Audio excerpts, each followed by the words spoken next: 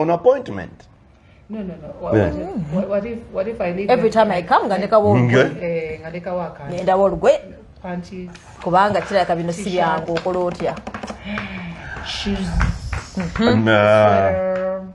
I know the last time edanga nkyabikola ebyo nga wange tolekaawo ng'oweereza wa boda nogamba twaliro nga kyongera bw'oba ogenda nga embeera ne bags ezaguze engoye mu stores nabiki nga nkuteeramu engoye zo naye kino ekyo sikitegeera lwaki wali okikola because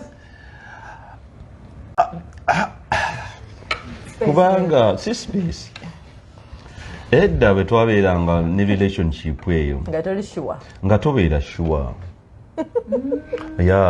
nga tobeera sure waliwo embeera gye bayita eya excitement we have all been there yeah so this is it and you're done and we are done. Yes, so would you advise girls to still do it since you've grown it? Because I would advise my daughter to do it. You can't advise, okay. Well, because I don't want my daughter to share that space. Have I told you it was such a good space? Good memories? It's not. Bya kitamivu bya mabara bya nyondo kirabu muvude sawa 10 za kiro. Come on, sidiki kabi. You say that was good? That was not good life. We are bad boys. We are bad boys. The bad boys of Kampala. I remember. So was it that good? It wasn't. It wasn't good.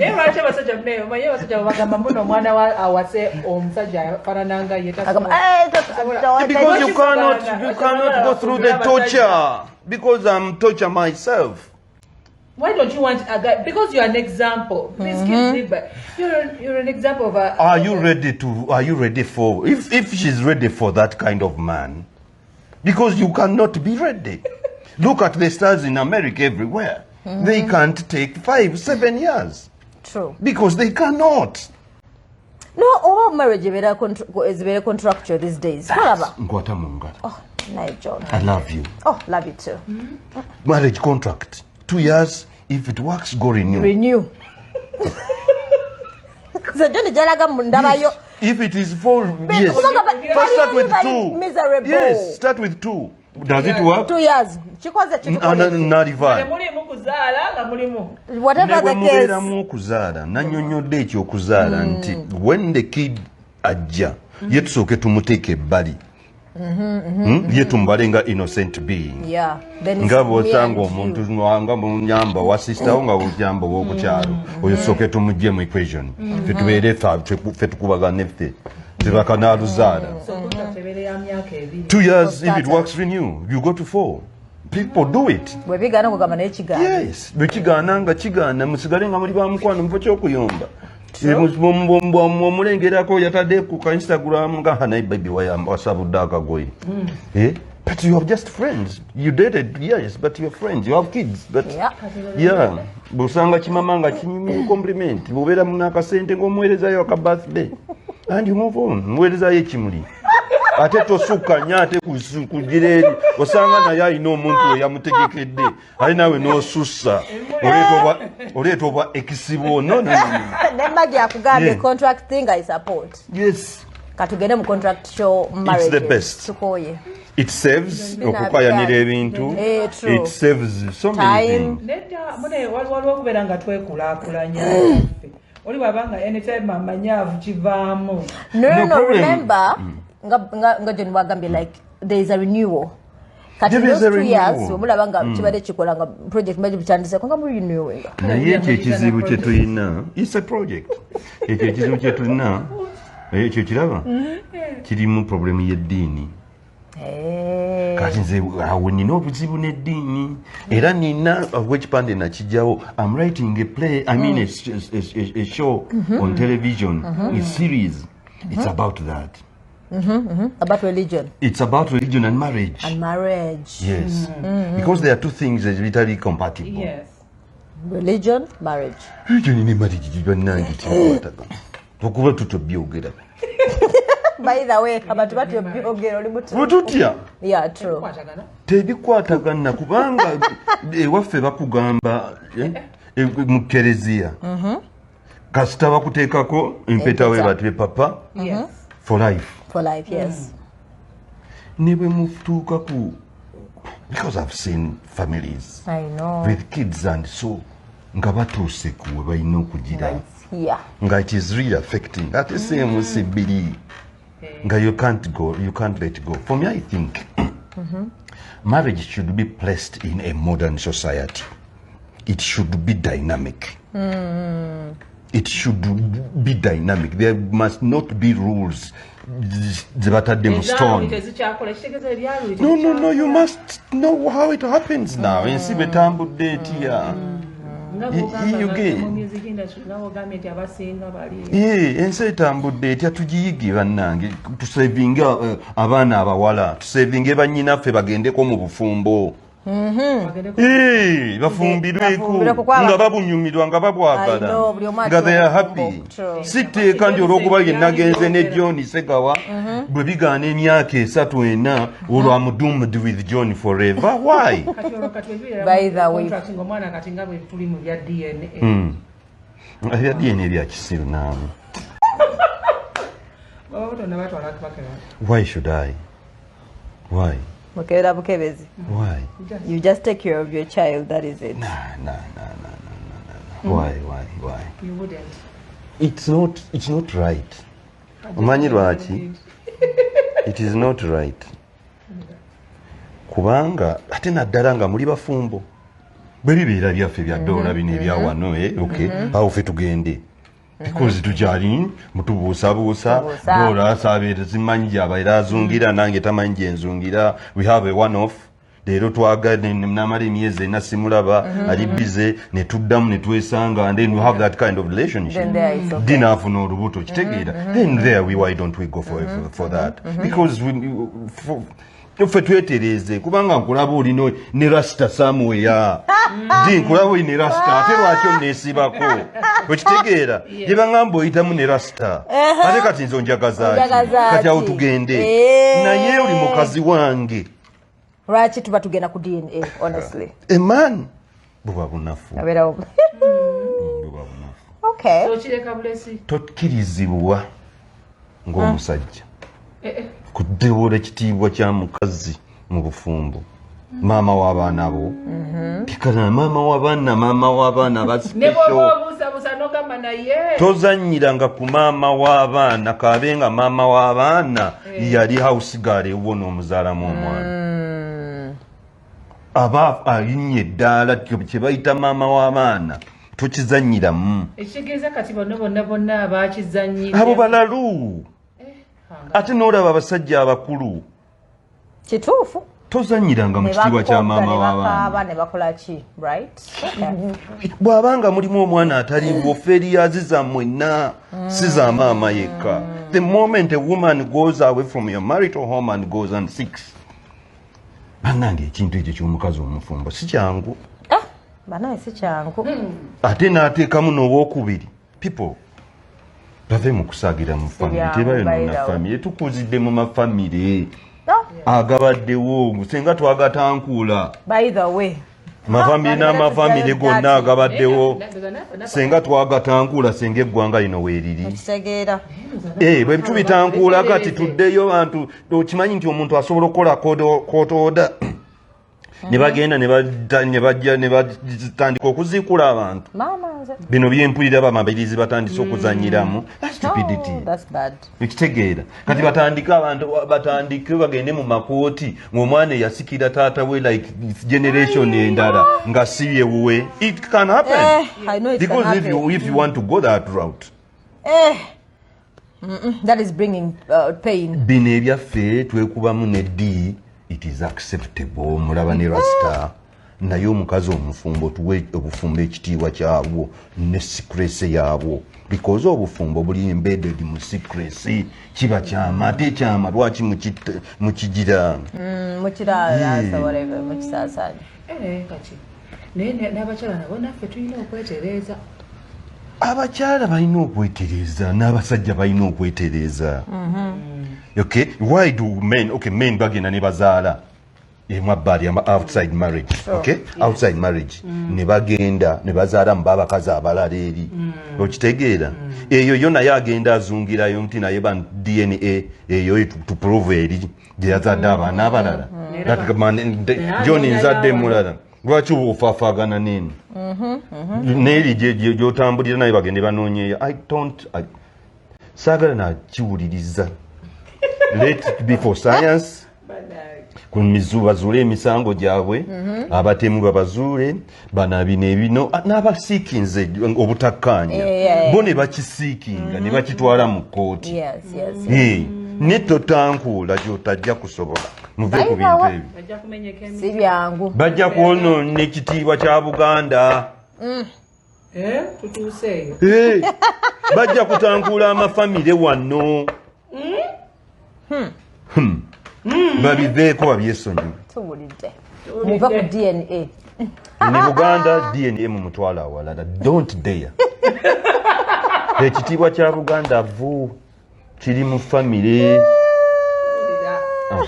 Kwera mbuyongere somese ensi kyokka bannange. Kuza baana ba Buganda baveeko. Si banabo basabasajja. Tukuza abaana basabasajja. Tuve mu kubuuza ebitaliiyo makulu. Ebitaliiyo. Temuli makulu. Okay. Ng'okireka. Ng'obuusabuusa otya edda mu bajjajjaffe basenga. Otwalayo butwazi mwana senga n'amutunuulira engalo. N'ategeera nti n'agamba John. Oyo omwana si waffe. Tebiriiyo tebabikola. Zibe tubadde tutambiramu ebbanga lyonna. What happened with that? Okufaanana yes Luganda naye basenga balina proofs. Yes. Bagande marriages are contract mama nenjawulo. Yeah, contractual marriages tuzaagala. Katola banekyo nakyo munange. Bana nasi Luganda kwandibanga mu eno embeera gye tulimu nga naye wanaye science government yebipiseemu omuliro. Teri DNA for what? For what really? Okay, so twawira wano someone claiming that you're sweet. Kati if me and Bina tukwepikira sweet like how? Sweet yagaba munaye mulungi awoma. Sweet otya. Nange saategeera how sweet are you? Soba to come out nagaba banneje nsegaba mulungi awoma. It was too deep inside. Kale mbuya bugudu. Just tell me. So how is it? How is it? Auntie, omuntu akugamba, I don't know the sweetness part of it. How are you sweet? No, me I'm sweet. Yeye kati mwentandise okuwuliramu engamba omuntu ayagala okubeera yeko okumala wiiki. Sweetness evaawa. Ayagala mukubira simu. No, as a human being, I think I'm sweet. You must be sweet. For people closer to you. To notice. Not to notice, for people closer to you. You must be sweet for people closer to you. Yes. To you. Because people, when they look at you from outside, they Bina ekifaananyi kye bakulabamu. Nti omuntu abeera eri nga ye yakwagala dda. Nga gwe tokola ki? Tomanyi. Okitegeera. So kati you must cultivate in you sweetness.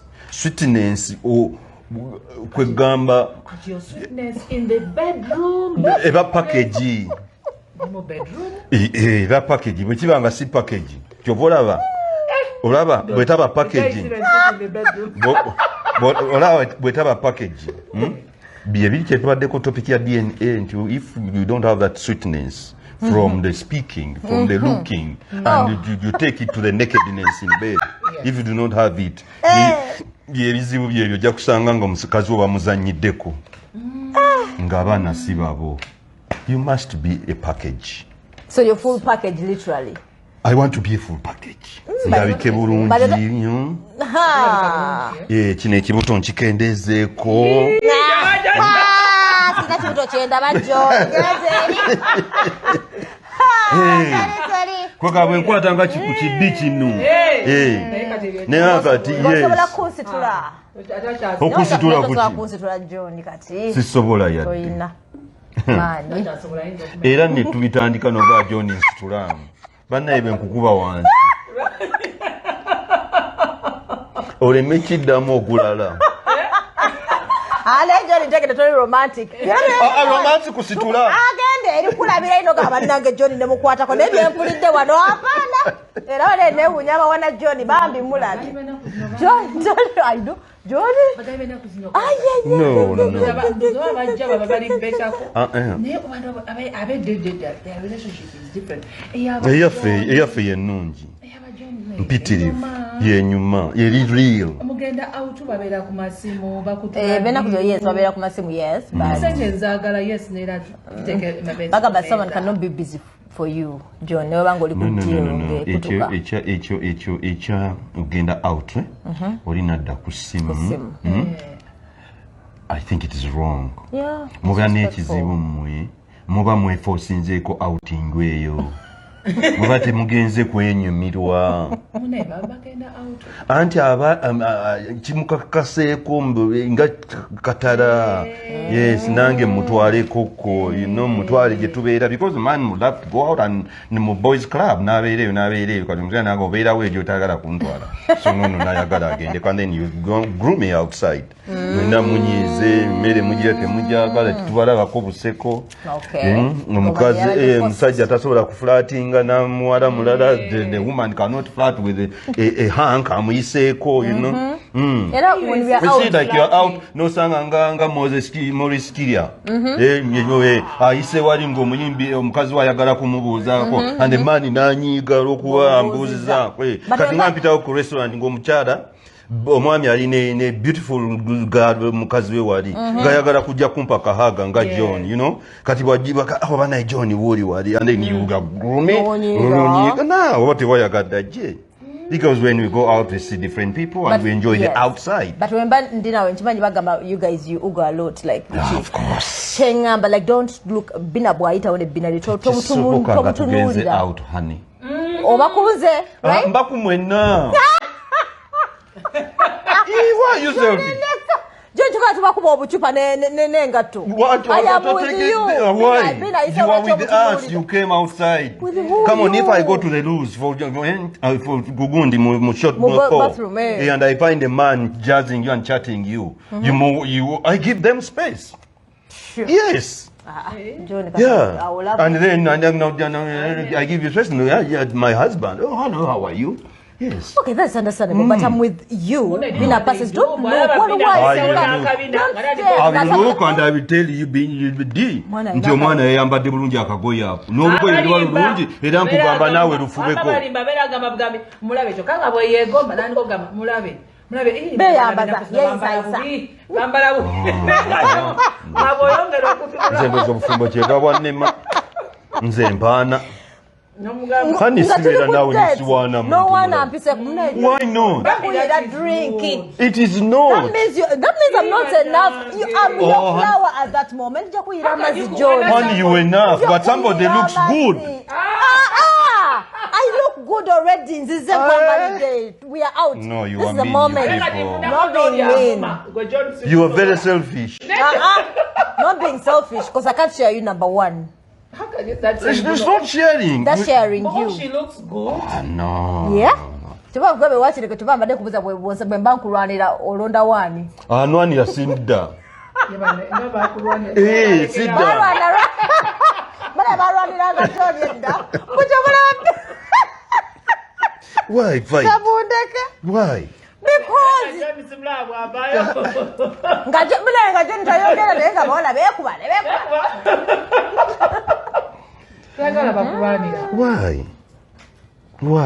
Why? This is life.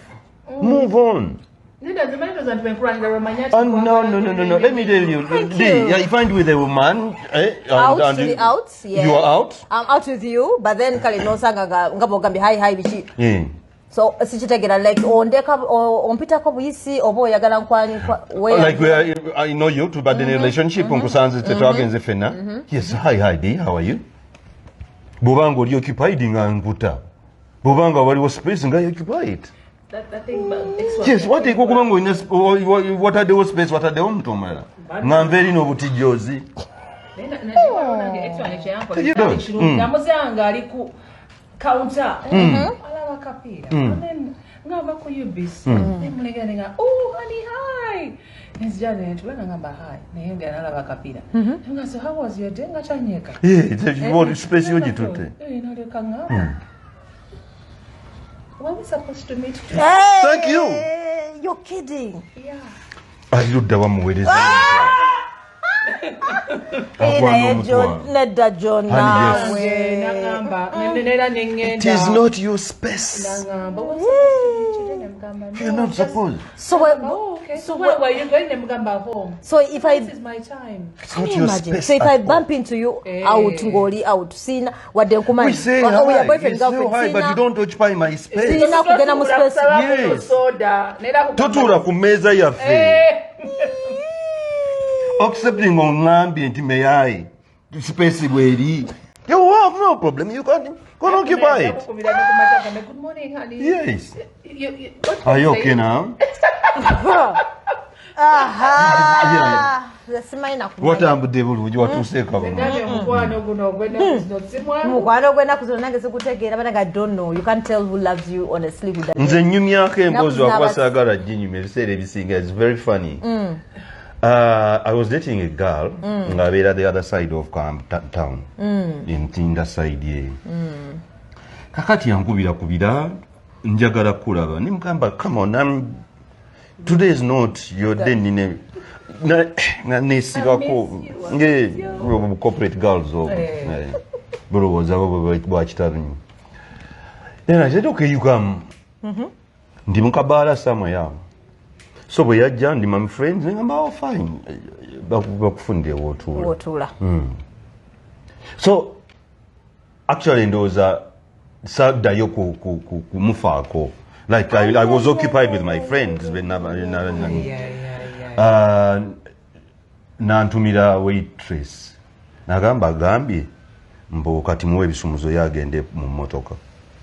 So I get up ningenda ne motoka. Natandika mwandese wano you insisted. I did not. So ngamba mpe motoka ngende mu motoka. I gave her the key. I gave nemo ebisumuluzo n'agenda mu motoka. Yavuga n'agenda ku police. Bana bajavuga n'agenda ewaka we n'akuleka. Police nandopayo mbadde njamu kidnapping. So ndi mu bbaala awo mwenda okulaba awo. Nako katono. What's the problem? Yeah, we have a case here. And I'm parking bantwale motoka yange teriyo. Where is the count? Anti ono yajineri ku police. Twambuke. Tugenda ku police. I was laughing.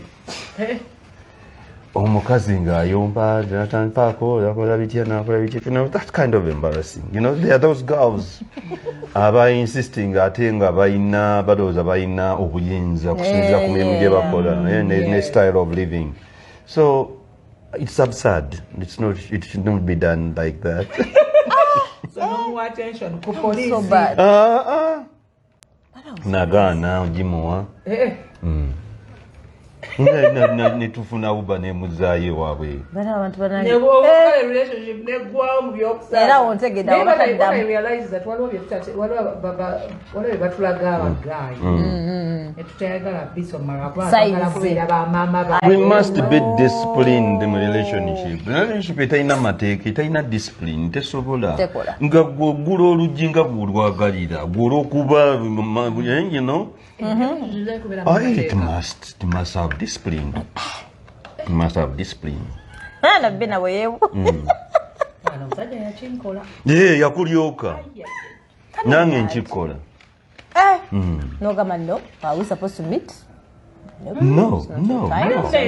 It's not your day. It's not your day. And ngakulagira ddala yerabidde nogamba mbadde mpitawo nga ngenda ka bw'okiremerako n'okinyiigiramu n'osikamu n'ogenda. Ale munange ayabeera alowooza biri nomo naye loza kuba bw'onoomutandikiriza bw'atyo n'akusungira nga zungirako bulamu tebujja kunyumira because this is life for us to enjoy. Sente John naye njagala bise olina okumpa transport. Ntiramu sente z'amafuta ne bw'oba ontedde ku gate mpa sente. Tewali agaana kuwa sente naye oteekeddwa okuba nga oli ekyo ekifuna sente. Oli worth the money. Oli ekyo ekifuna sente. Worth ngate nga 10,000. Byonna nabagadde package. Omuntu akuteme sente okusinziira. John, ongamba worth. Nompe 15,000 mutwalo mu transport. You are worth that. I am worth that 10,000. Yes, you must be of value for you to command value. It is that important. But it's okay to ask you for money, right? It is very right. But you have to chichoteka kumeza. Chichimba nokuteka kumeza as ebyo byonna. Peace. The peace. Love. Beauty is very important. Even nange ku mukazi chotemo chikulima. You must look beautiful 24/7. Because you are a woman. N'omusajja alina okwefaako, abasajja tebaagala kunaaba, abasajja tebaagala kushevinga. Ne batuulinyirira. Okitegeera. This serious. Best wicked number.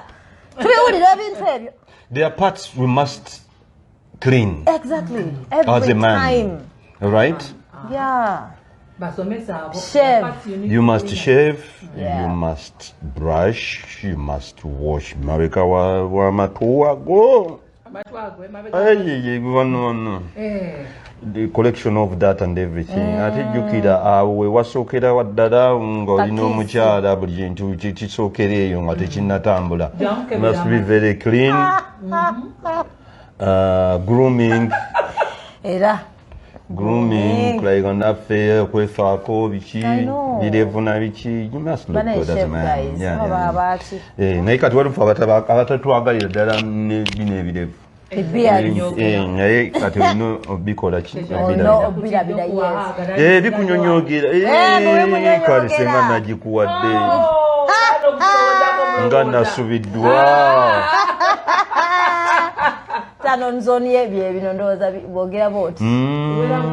Now around there. Romantic. We are romantic. That really puzzles me. Musajja wonga lwaki. Musajja wonga lwaki tali romantic. Men are very romantic. They are romantic. If you choose a romantic guy, no, every man, because men have not been told how to be romantic and not being taught how to be romantic. There are those actually who are not. It can't come out naturally. You just have to study and learn. It's a process. So you know kuiga how to treat a woman. You must study to YouTube. You must study a woman. How to kiss a woman. How to kiss a woman, how to romance a woman, how to the soft spots of a woman. Oh yeah.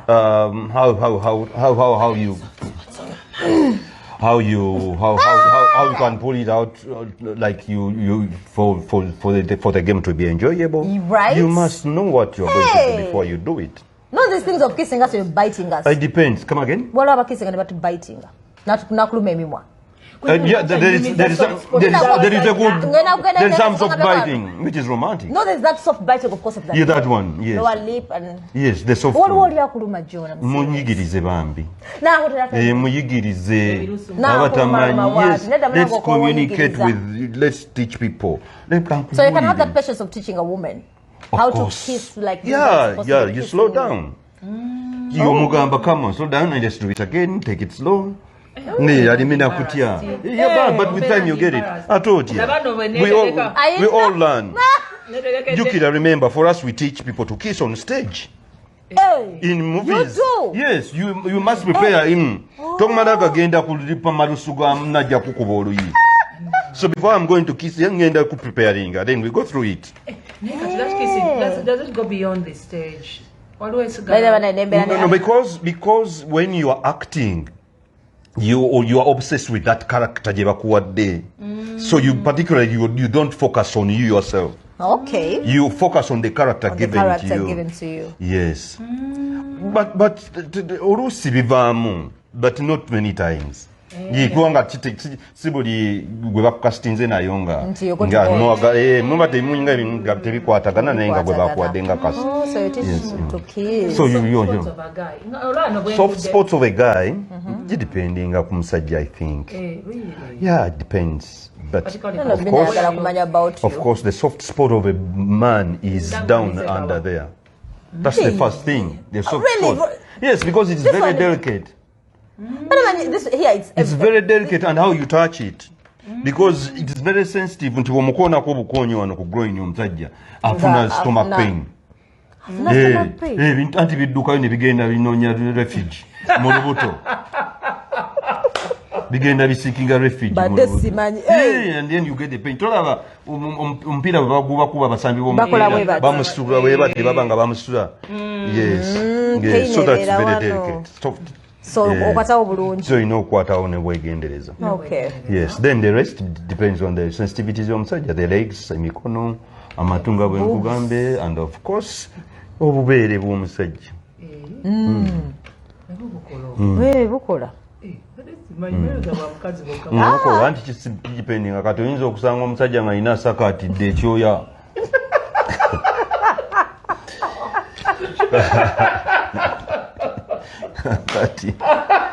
You know, men are not supposed to look beautiful and looking good. Nsi ebituleetedde. Tugezaako okufaanagana n'omulembe. Wala abasajja bekolako okusinga n'abakazi n'otya n'okutya. Nze bangenda out nekolako nze sigaana. Nenjikolako akaperevu nenkatwitinga bulungi. Bina yangambo bera smart. Yes. Nenfuluma nentuula nensirika. Bati mbobera weka. Mbotula weka surprisingly. Nentuula nentereera mu katereeza. Wali ku entrance we mumulabira n'abalumya. Abengasho abumulabye. N'agenda tunaatula yekka. So how was your first katunyumiza first cut, first day, first one. Have you ever cried for love? Of course, if you do not, you must cry for love. You must cry for love. If you don't cry, then you do not feel it. You don't. Why don't? You must cry for love. Yes. Me, I cry every other day for love. Why not? Why not? You must show the God you love feeling. Then you're gonna go relationship. You anti-relationship.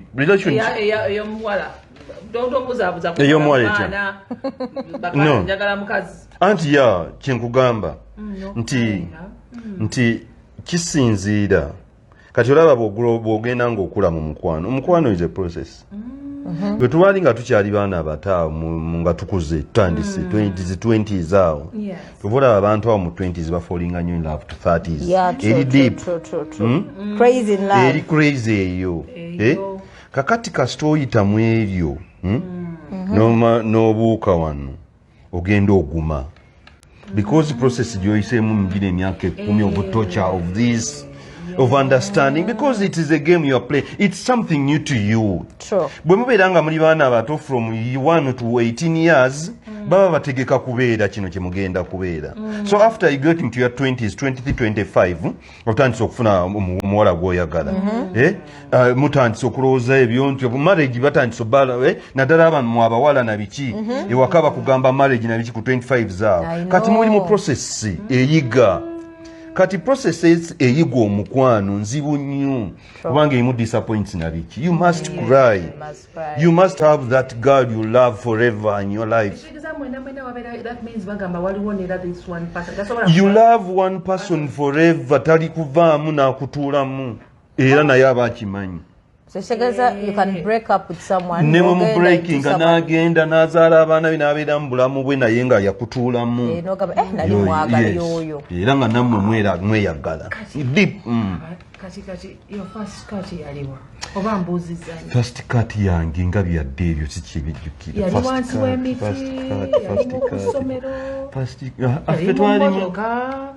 Doing it for the first time. I don't want to say. It was school, kitovu. Nga muli mu kirasi. Nga tuli kankoma. Bina jabadalaga abadalize ochoke. in school and was boy biki and kuyigiriza buyigiriza, you know, you don't know what to do. You also ask sex kachigogenda kola n'omuzannyo gwa president. But I'm going to have sex in a camp motokebera n'ebisiraani. Do you like that? Senga ebera n'ebisiraani, senga ennyumba zaffe ze zisinga ebisiraani. Okitegeera. Yeah, because they are tips ze batuwa to okwongera fire mu relationship. Yeah. Okay, and one of that is sex on the road trip. Oh, in the car. You park somewhere no gamba. Yes, and mugenda mu bush. Balaru and man tasobola kubulwa magezi gakola kintu ekyo. Yes, you must have that adventure. Yes. Wama yes. You road trip muntu notandika mutankula. Mugenda okulaba nga waliwo akakuba akakyama mu kibira. So tubalengera tubalekenga. Bave kubali mirembe gyabwe. Bakoya abaana babakabidde waka abakozi bamutabudde. They want their peace. They want to go back and remember their youth. True. They don't want formality now. Ebya formality oba muyisitya oba okugulu kuyisemu mu dirisa. Don't give them peace. So you also don't believe in planned sex? But we are a couple, we're going to plan. Like what do you mean like plan? Like today we're going to make love today. Of course if it's like, anyhow, anywhere. Like birthday moment, naru planning, some special treat, then that is it. But if it's not a special treat, why do you have to do it? So anyway, you feel like you can even have you it know anywhere, yourselves, bathroom, whatever. You know yourselves relationship, what a wetaga, put your ninga. Era n'omukazi abagamba nti nze musajja wange mumanyi ebiseera bye nga n'omusajja amanyi mukazi we. So do not go and timetable to manage to take a mood where to come. There is no timetable for getting a horn. Oh, you know, Yagama, timetable. Timetable for a horn. So you have to be Monday is that day. Tuesday, no. There is no timetable for a horn. When it comes, you serve it.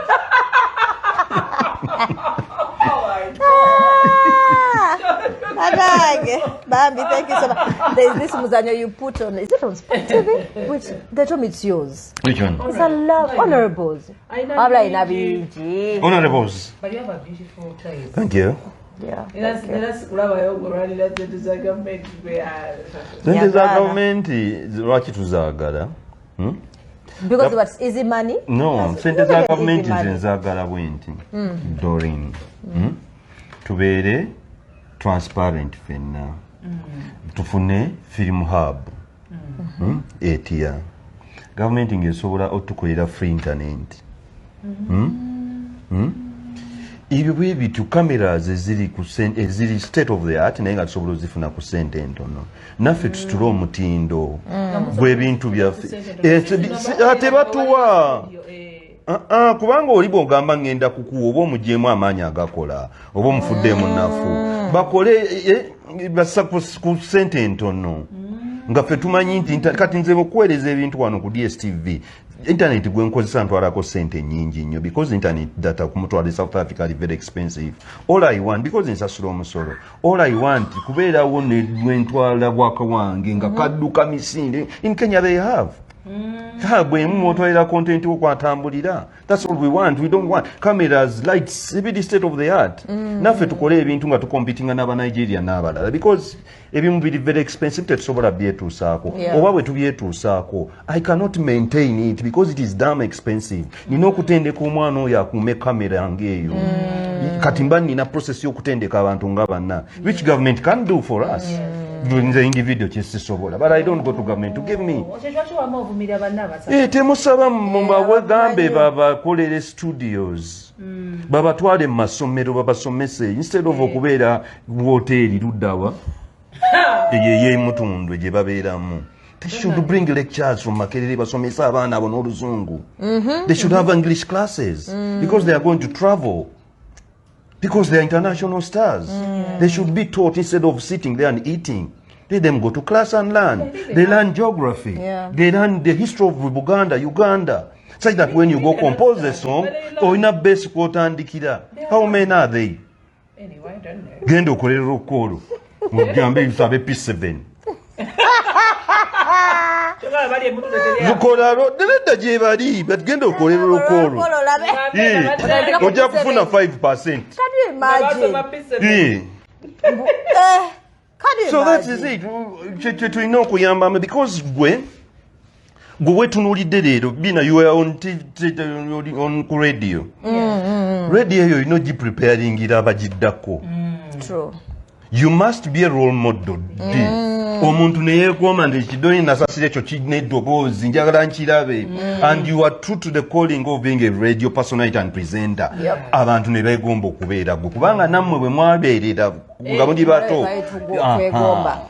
You get that's how you build society. So these things of getting money, you can't be selfish. You're not arrogant. Kyobora binagambye bw'ojja mu close zange and I'm sweet. Jira kyeyagambye. Yes. When you go to that man, the man is sweet. Whether you think being sweet, you must remove the kapale. No. But I got the bitter truth, yes. Yes, yes, it is. We don't need omuntu kasita kugamba nti ngenda kukuwa sente aba akugyemu kaswiki konna kati obwongo bwonna beera bampaddi. Instead of when you target you go out and work, you know what you earn. So your brain is already programmed to what you are going to get. You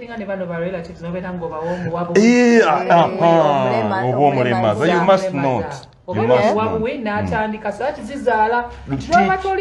Yes. Bozibu obw'omuwa muwe esente ezikola ekintu such that takomawo. Yes, that okumwetaano muwe emitwalo 6 agenda afune kyakolamu than coming back the other day atwale emitwalo 2. Yes. Omwempawalinga akole. Okay. Neka ngende kucha roll call emotumbe. Genda ku roll call. Social science. They must read the geography of Uganda. They must read the history of Uganda. Bikwatagana but tusobola kubeera mu art nga tumanyi gye twava because art is culture. And culture mwe tujje ebintu obola bano bagenda ne bawandiika ebintu ebitalinawo mutwe na magulu ate bagambako nti ebintu byebawandiisira ebina mutwe na magulu ne baleeta ejje ne livuma abantu okitegeera naye nga yes obwongo tubugumye tubugye mu kunywa ebitamiiza buli lunaku mu kugaaya ebijjako obwongo buli lunaku and go back and sit in a white space which is definitely white spaces abanga classrooms because white space egula obwongo and then you'll impact it such that when you go out to a studio you have knowledge where to start from to write an impactful piece. Not for you, but for society. Kotekeke ettaffaali gwe Mukama Katonda bwe yali akutuma okuyamba Uganda ng'akuwadde talent yo yagikutumya gitamiiza yagikutumya gikola ki? To make it stupid, to make it silly, or to make it grow. Yes. So, ebyo byonna balina otuyita ffe agaaye naye akawungeezi emisana atuuleko mu kibiina ayiga ebintu bamubangulemu nze sigaana nkwakyo nze bampita eyo bakole workshop nga mbasomesa how to be an entrepreneur mu industry yaffe instead of being there balinde endongo yo gifunamu nti awo omaze ogifunamu how do you kati asaagala nnyo okwogera I wanted to address okwogerako ku kya Winnie. Yes. Winnie Nwaji. Fortunately today is her birthday. Happy birthday to dancehall queen. Yes. Winnie Nwaji. Winnie. Engeri gyasamyemu omukazi. Yeah. Kakati nze nga mbuko myam timu Winnie all through yetasobye wange. Kakati kati nze nga njagala n'okubuuza. Are these artists really prepared to work on particular nights and venues? Oba bagendayo nti yatuukiriza ebintu nina okukola. Are they enjoying? Okay. oba burden nti nina okukolera ab'emasindi nveeyo ngende nkolera ab'egindi nveeyo ngende nkolera ab'egindi tumutegesa ayagala omulimu gwe because waavugira n'agenda ku venue eyo yonna n'atandika okupafominga ate n'ayimba kolimba lumu n'avaayo nga munyiivu aba ayagala okukola oba omulimu gwe wabeerawo be mutatuukiriza ye mwakolera mulimu gwe gusanyukira yes byonna gye bamutwala okukola yes nga muwala kati nga muwala oluusi tebalina na toilets backstage gye babategekedde olaba ne batuula mu bivaani byabwe ayinza n'oba nga alina ne cramps zimuluma mukazi wattu ng'alina okujja ku stage yes n'ayimba leeti empewo emuyiseemu temwamutegekedde kalungi the only shows ze bategeka abayimbi backstage ne babeera mu kitiibwa ze zibeera ng'ekkololo oba lugogo naye tebategekera bayimbi backstage mu byalo gye bagenda ne babeera mu zivaani zaabwe avuga mu vaani okuva e Kampala n'agenda e Masindi ate nga nejjo yakubye ng'ava Mbaale okitegeera n'akolako make-up n'abeera omwo ne bamyendayo ddi nzirayo ddi babagamba banywa omwenge naye ne beepampinga omukazi n'enywayo kaguka addemu ku hiit addemu ka vibe agende ku stage nayo nimwe ne mbanenya nti bajja batamidde environment gye bakoleramu is it conducive nti waavudde ewaka gwagenza okukola ayagala okukolawo oba ssente ze mumutumye nga mmwe abamanagers be ze mwagala instead of blaming the musician yes because leero n'akikola nebi n'akikola gwe lwaki totunuulira kirala the working environment lwaki takikolera mu bibuga bigo bya wannalye lwaki then kyeyogeddeko ekyokubeera nga bagamba nti tiyamala like ebifaananyi basiru tebategeera ebifaananyi that's why bamukwata kwatirira no because ye performer ayambadde costume that's a job ye kwegamba akozesa mukama kye yamuwa ffenna katonda yatuwa ebirabo nuwini mukama katonda yamuwa ebirabo bingi yamuwa omubiri omulungi n'amuwa okulabika obulungi n'amuwa nga azina bulungi n'amuwa nga ayimba bulungi so kakati ye bwaddira nti ntundira ku bode yange kati goba musango gwe gwatagirina oba otandise okumunyiigira oba ntondo mbuyeyambula tokkirizibwa ng'omukwatako ng'ani so wagiroyo gwe yakubye microphone no takuba but you step back we should learn to step back because we are stars osanga stressed yabeera stressed kiri ngambye kiri nti omulimu omulese tayagala so we must work on the obwongo bwe naki ne working environment ye abeere ng'ajja ku mulimu ng'ali peaceful kwetobeera bashize jole girl yes because waliwo ekimutawaanya omulimu gwebagamba anywedde enjaga tetubinywa yes obo tebabinywa no abadde muvaana akooye alina hypinga crowd hypinga and so vibe tevaayo otaba tevaayo dansa kati agikima eri kuba audience akime vibe because when you perform on stage you feel lonely ate jjukira ab'engeri gye babatwala ebiseera ebisinga ne babakozesa backtracking ku CD talina bandi ye to accompany to give her the energy the vibe kati ng'alina ginoonya mu bantu eri because this is empty space ewamututte yekka oluusi tomuwadde na liberty kusasula bazinyi be nga sente teziwera nze nsasulako omuyimbi abazinyi tebajja so agenda anoonye vibe muki mu bantu abali wali ate ne mumukwatako no just mulabe wali you take a picture olimutuufu singa abadde kale we are looking at tunakutunulira cause gye mumuntu tayagala okukola must understand brain yezze etya ku mulimu because litova ku mulimu n'obeera ku makya n'ogenda n'okola ka impact ako ka 2 minutes because psychologically walibeera ekitali kituufu ne bano bankozesa bantaddera biki oba neka bis gyagenda okufunako raziyeeyo bring her on stage. That's a good point. I don't know international artists ogenda okulaba wajjira ku stage peace ate kulwana nga ayagala okukola nga yawumudde you don't drive n'ogenda Masindi ne risk eri mu kkubo omwo and you perform for 2 minutes nti bakutteko Lwateeka okubeerako ekimutawaanya. Waliwo wano agambye byoyogedde bimusanyusiza nnyo agenda natuwaayo akakadde oba ali mutuufu. Faith Kato byogedde wano John awulidde. Nja kuinboxinga bw'oba totugize kasitakwayera naye musalala kubeera mu palamenti mujubisa. Faith Kato mugambi. Tasobola kubeera mu parliament yagamba tayagala. I don't do politics. You don't like politics. Yagenda mu parliament. That's I why. don't do politics. By the way, there's something you mentioned. But again, in parliament, if you lose out, especially even over artists, because of for divisive. There's a way it affects. You look at the battle Jebaba Dekajetuneme FDC. By the way, you know, a gentleman who fails to become a gentleman. By the way, true. Kwetu bola, whatever that is. One you lose respect. Kambering ekintu kantobe ne kana ka constituency kange katini. Ate kaina demands nyingi kateeka katumaninga bingi. I have a relative of mine Babie yajanga naye akakwera MP.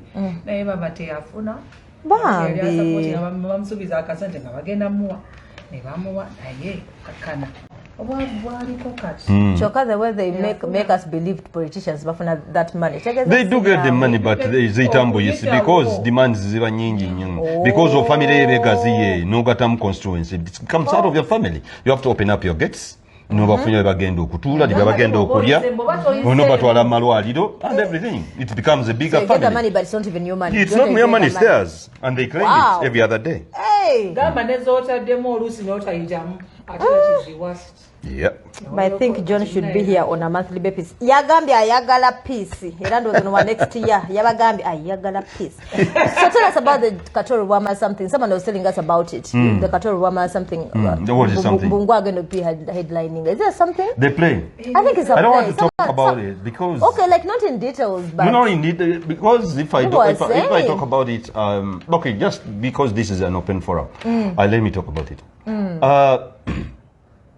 They have an organization. They are working on a play. They are working on a play. I hear Baba. I saw somewhere. Baba bagenda kuita ceasefire. Or I heard. Yes.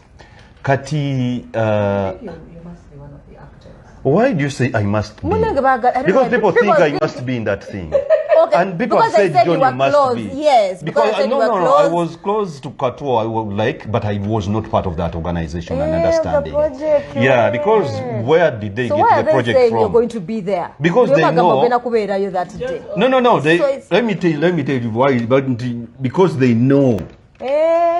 Because they know that I bring equality on board. Right? That's nice. Because they know I bring quality on board. That's why they are bullying me into it.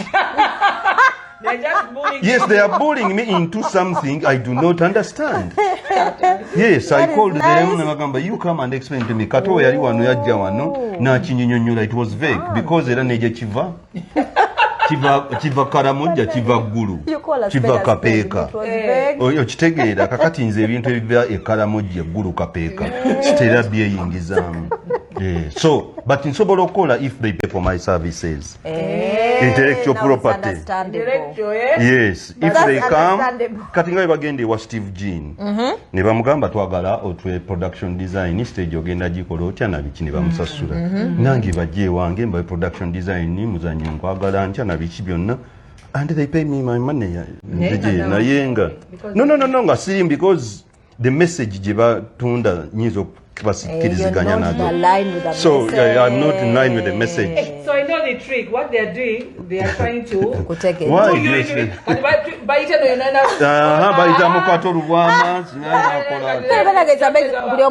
you're the one headlining. No, it was Kato Rwama's project but with a different message which I do not believe in. So when we make a lot of noise you'll be forced to end. I can't because me I'm John Chegawa. I nina principles That's what they say, you're proud. Okay, so you come and we sit down and understand that you want my production knowledge. So I bring intellectual property on board and then you pay for that. So if you do not want it, I stay in my home here. Okay. Yeah. Beautiful. That's how much attending, it depends. If the message, I do not believe in the message. No, I don't just attend shows. No, I don't like go for like never to what they want to interview your fan. I don't just go for any interview. Yes, True. Because you must be true to your brand. Very true. N'abantu bakumanyirira. So bw'obanga ogenda okulaba ekintu oba performances zonna. Yes. Me being a director, my mind is always critical. Yes, bandikoze kino yine yakikola atya. So many times I don't attend shows. Because you're going to Because I'm going to torture my mind for nothing. Omutwe gunnuma nga tesina kye nsobola kukyusa. If I cannot change it, why do bother? Okay. Yes. I get it. Oh, njize bingi bachenjize abayigomba John temutawana ze Please. bagambye. Very musajja If muzibu you nnyo. love old school love, are you sure? Nze nedda nze old school love. Oyagala etya? Nze njagala bya everyday Bambi nedda. communication. Bakuzeeyo bakutereke. Netujjako you see like these tattoos nenzibala zonna nenzibala everyday nga njagala No, sigaka oil. nenziraba everyday nendaba tattoos ezo. For how long are you going to do that? But I'm tired of you. Tekuliko time limit. Tattoos yakwekoowa John. Nenzibala tattoos everyday nga kati n'omugongo tugendeyo. Si byakuntawe mbu once a week. Wadduka amangu. Mmwe abakoowa omukwano ne mukuvaamu mangu.